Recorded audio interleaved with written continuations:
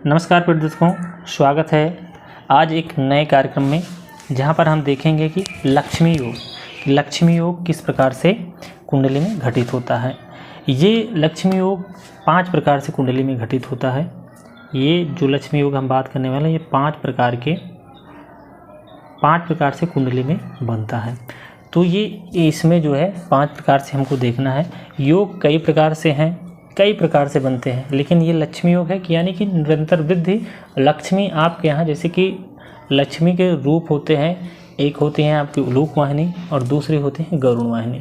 तो यानी कि आपके यहाँ गरुण वाहिनी लक्ष्मी हमेशा निरंतर बनी रहेंगी। अब उलूक वाहिनी और गरुण वाली लक्ष्मी के में अर्थ क्या होता है।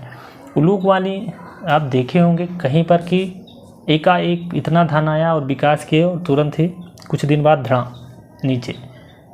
और गरुण वाहिनी लक्ष्मी होती हैं जो अपने नारायण के साथ आती हैं, जो घर में प्रवेश करती हैं तो चारों तरफ से धर्म के साथ जो है सद्भावना सात्विकता के साथ, यानी कि आपके पैसे से धर्म कर्म के साथ, यानी धनाद धर्म। आज के युग में धन से ही धर्म है, ये पहले भी कहा गया धनाद धर्म। जिसके पास धन है वही धर्म करता है। धन नहीं है तो आप अपनी मूल आवश्यकता ही नहीं पूर्ति कर पा रहे हैं तो आप धर्म कहाँ से करेंगे। तो ये चीज़ें हैं। तो 5 प्रकार की लक्ष्मी की यहाँ पर बात करेंगे। तो जैसे कि हम लोग पहले जो योग है उस योग को देखते हैं कि पहले योग को आपका कि लक्ष्मी योग, यानी लक्ष्मी योग। तो लक्ष्मी योग किस प्रकार से कुंडली में बनता है। तो यहाँ पर आपको देखना है कुंडली में भाग्य भाव स्वामी को देखना है कि ये कहाँ पर बैठे हैं। और ये जहाँ पर बैठे होंगे, ये बैठने इनको कहाँ पर है, इनके निश्चित है। यानी कि भाग्य भाव स्वामी केंद्र में, त्रिकोण में, या भाग्य भाव स्वामी अपने वहीं पर बैठे हों, केंद्र या त्रिकोण में जो है बैठे हों। और वो होने किस प्रकार से चाहिए, तो अपने जो है उच्च राशि में होने चाहिए। उच्च राशि, स्वराशि या मित्र राशि में होने चाहिए। उसके साथ साथ आपका जो ये है आप हैं, यानी लग्न भी आपका बल होना चाहिए। तो अगर इस प्रकार से कुंडली में आपके योग है, अब ये भाव तो आप समझ गए हैं, किसी अंक लिखने की आवश्यकता नहीं है मेरे अनुसार से। अगर नहीं है तो, अगर है तो आप नीचे कमेंट्स कर दीजिए, क्योंकि यहाँ पर इतने वीडियो आपने देखा होगा तो आप समझ गए होंगे। सारे वीडियोस मैं वैसे फेस से नहीं, आप कुंडली के ही माध्यम से बता रहा हूँ, तो आप समझ गए होंगे कौन से भाव से क्या विचार किया जाता है, कौन से भाव में कौन सी गिनती लिखने से आगे बनता है। कुंडली का निर्माण किस प्रकार से किया जाता है, कौन सा भाव धर्म का है, कौन सा कर्म का है, कौन सा सुख है, कौन सा ज्ञान का है, कौन सा रोग का है, कौन सा आपके जो है कलत्र का है, कौन सा आपका गुप्त है, व्यय का और धन का, आय का। ये सारे भाव आपने यहाँ पर देख लिए हैं। तो इस प्रकार से योग है। तो इस योग में जो है ये योग कहलाता है आपका लक्ष्मी योग। दूसरा कहा गया है, अब लक्ष्मी के साथ महालक्ष्मी, महा जोड़ दीजिए, यानी महालक्ष्मी योग।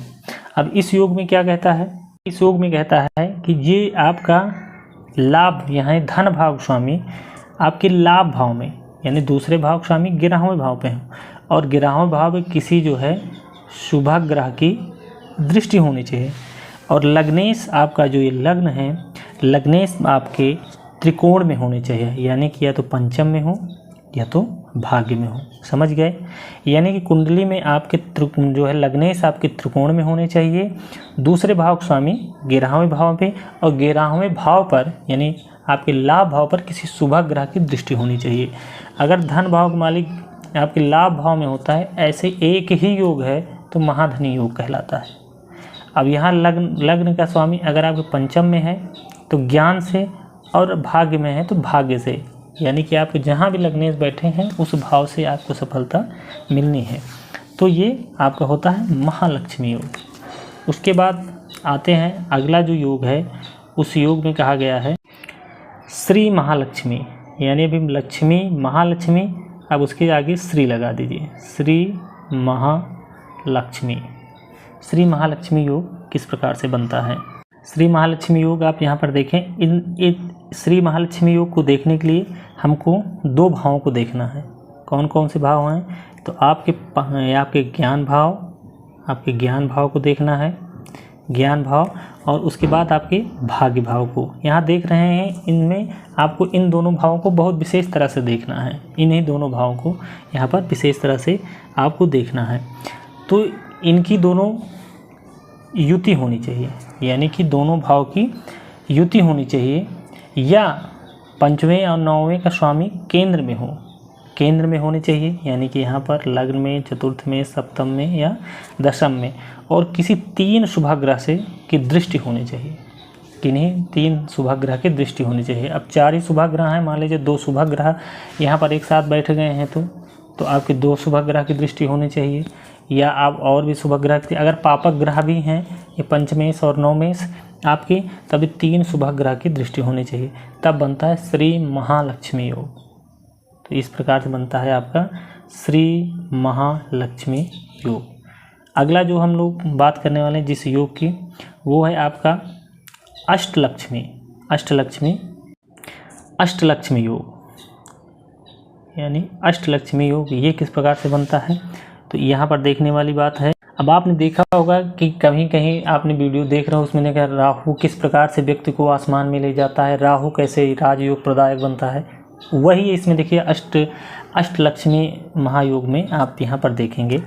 तो यहाँ ज्योतिष शास्त्र कहता है कि आपके जो है गुरु केंद्र में, गुरु आपके केंद्र में होने चाहिए, और किस प्रकार होने चाहिए, स्वराशि के, मित्र राशि के या उच्च राशि के होने चाहिए। यानी गुरु स्वराशि, मित्र राशि या उच्च राशि के होकर केंद्र में होने चाहिए। और आप कुंडली में जो है 6वें भाव में, सबसे पॉइंट देखिए, 6वें भाव में आपके राहु होने चाहिए, 6वें भाव में राहु होने चाहिए। आप देख रहे हैं कि कुंडली में गुरु आपके केंद्र में होने चाहिए, स्वराशि, मित्र राशि और उच्च राशि में, और राहु 6वें भाव में होने चाहिए। तो ये बन जाता है अष्टलक्ष्मी योग। तो यहाँ इसी प्रकार से आप देखें किसी कुंडली में, आप यहाँ पर मैंने अभी पीछे वीडियो में कारागार योग भी आपको बताया था कि अगर 12वें पे अगर राहु की दृष्टि है तो ये कारागार योग है। लेकिन आप यहाँ पर देख सकते हैं कि अष्टलक्ष्मी योग है, यानी कि जेलर भी हो सकता है ऐसा व्यक्ति, उच्च पदस्थ हो सकता है, तो अष्टलक्ष्मी योग सिद्ध हो रहा है।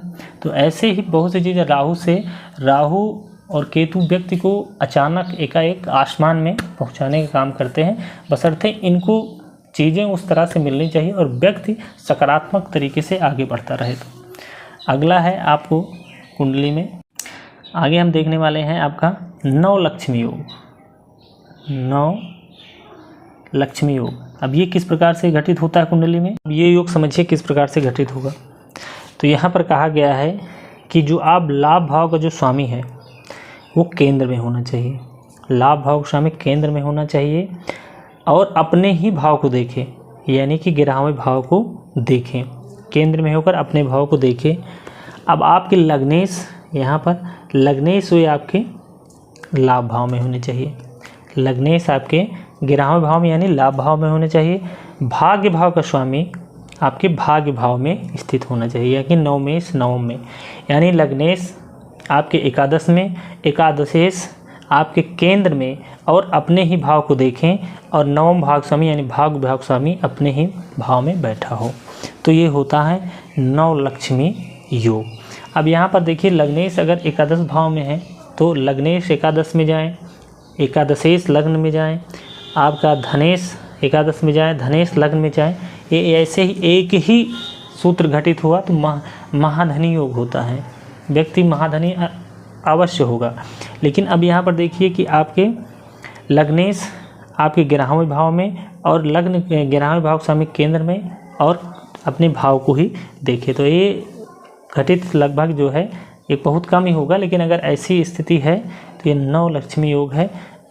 इन सभी योगों में जन्मे जातक अपार अतुल धन संपदा के मालिक होते हैं, और हर एक सुख प्राप्त कर लेते हैं जो इस भौतिक युग में आवश्यक है।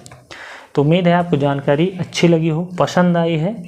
तो अगर जानकारी पसंद आई हो तो अपने मित्रों के साथ शेयर करिए, चैनल पर नए हैं तो लाइक करिए, सब्सक्राइब कर लीजिए, बेल आइकन को प्रेस कर दीजिए। मिलते हैं नई जानकारी के साथ, तब तक के लिए नमस्कार।